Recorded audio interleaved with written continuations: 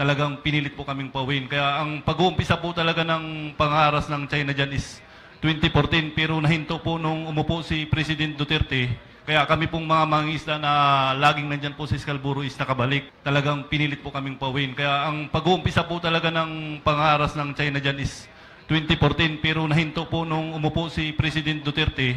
Kaya kami pong mga mangingisda na laging nandyan po sa Scarborough is nakabalik. Pero sa ngayon lang po ulit na nang haras ulit sila ng mga Pilipinong nangingisda. Kaya ang sa amin lang po, dahil nandito naman po kayo, dahil sa pinag-iusapan natin na kung anong tulong ang gusto naming maibigay nyo sa amin. Marami na pong salamat na kung ano man po yung ibibigay nyo sa aming livelihood. Pero ang isang gusto lang po naming iparating sa inyo, yung security lang po namin na kung anong seguridad ang dapat naming maano dyan sa paglalakbay namin papunta po sa Scarborough. Yung security lang po namin na kung anong seguridad ang dapat naming maano dyan sa paglalakbay namin papunta po sa Scarborough. Na siya ng Surigao del Sur. Atin pong nare-recognize si Congressman Johnny Pimentel. Meron lang po akong katunungan. Lahat po ng testimonya ninyo, alam na po natin na sa pagkangayon ay talagang mahirap ang kalagayan ninyo. Meron akong tanong. Kailan ho sinimulan ng China itong pagharang sa pangingisda ninyo? Kailan po talaga nagsimula, naghigpit? Anong taon po, kung natataanan po ninyo, nagsimula maghigpit ang China para hindi na kayo mangisda doon sa lugar na pinangisdaan ng inyong ninuno? ako po talaga ang unang hinaras ng China dyan ng 2014. Pero sa panahon naman nung nangyari na naging presidente si Rodrigo Duterte, kaya muli po kaming nakabalik. Pero sa panahon ngayon po, hindi po namin alam dahil... Pero sa panahon naman nung nangyari na naging presidente si Rodrigo Duterte, kaya muli po kaming nakabalik. Pero sa panahon ngayon po, hindi po namin alam dahil bigla pong nag-alarma na naman ang China na nung May 14 is nakabaho di Masinloc po kami is talagang pinilit po kaming pauwiin. Kaya ang pag-uumpisa po talaga ng pangaras ng China dyan is 2014, pero nahinto po nung umupo si President Duterte. Kaya kami pong mga mangingisda na laging nandyan po sa Scarborough is nakabalik. Pero sa ngayon lang po ulit na nang haras ulit sila ng mga Pilipinong nangingisda. Kaya ang sa amin lang po, dahil nandito naman po kayo, dahil sa pinag-iusapan natin na kung anong tulong ang gusto naming maibigay nyo sa amin.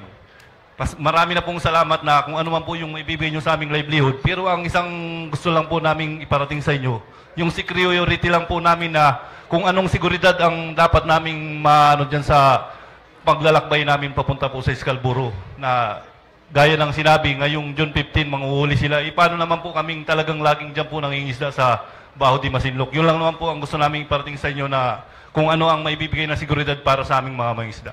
Tinatanong ko po ito dahil para malaman ho ninyo, ang rason ho talaga ng itong hearing po natin doon sa resolusyon ng inyong congressman, si Congressman Punghon, kasi lumabas po sa TV, itong Chinese ambassador nagsalita na may nagkaroon daw ng panahon ni Pangulong Duterte ng gentleman's agreement.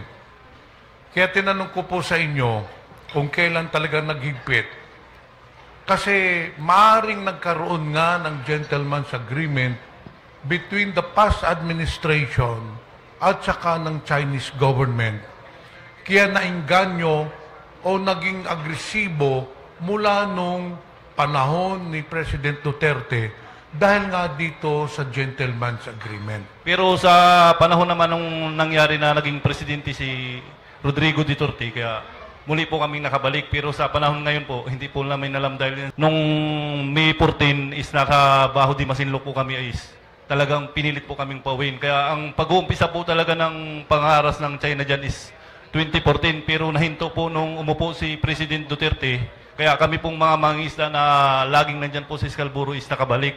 Pero sa ngayon lang po ulit na nang haras ulit sila ng mga Pilipinong nangingisda. Kaya ang sa amin lang po, kaya nainganyo o naging agresibo mula nung panahon ni President Duterte dahil nga dito sa gentleman's agreement.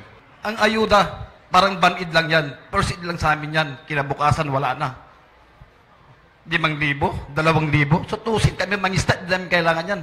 Kung malaya kaming mangisda sa sarili naming bayan. Sino tutulong sa amin? Kapag eleksyon, kilala mo kami. Pagdating sa problema, di nyo kami kilala. Paano po? Ito po, diretsahan po. Diretsahan po. Ang sinasabi ko, sasaluubin ko po. Diretsahan po ako.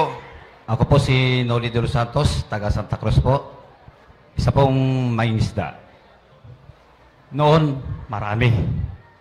Sagana. Kayang buhayin ng pamilya. Kaya ko paaralin ng mga anak ko. Mangisda kami. Malapit lang. Hinarang kami ng BIPAR. Sasabi, mangat kaming ID.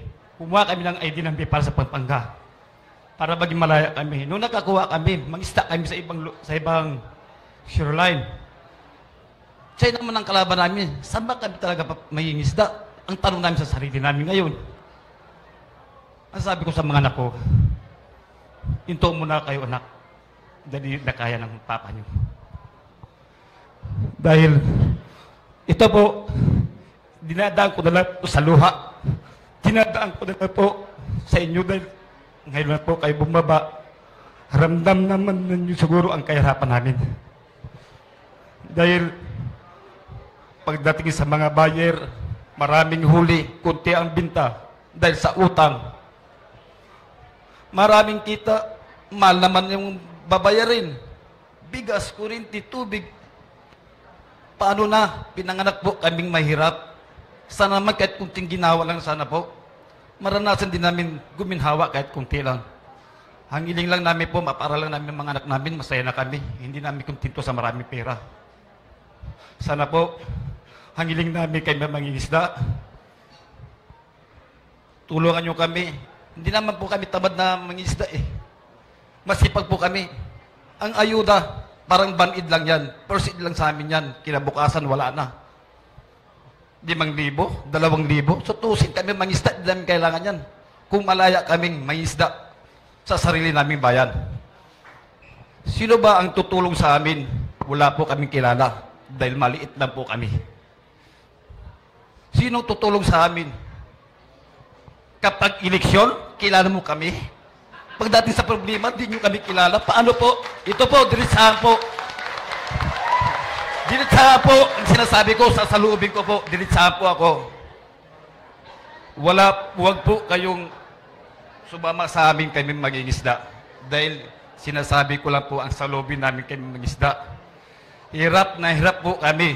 Hindi po sapat ang ayuda. Malayang pangingisda lang po ang kailangan namin. Marami pong salamat.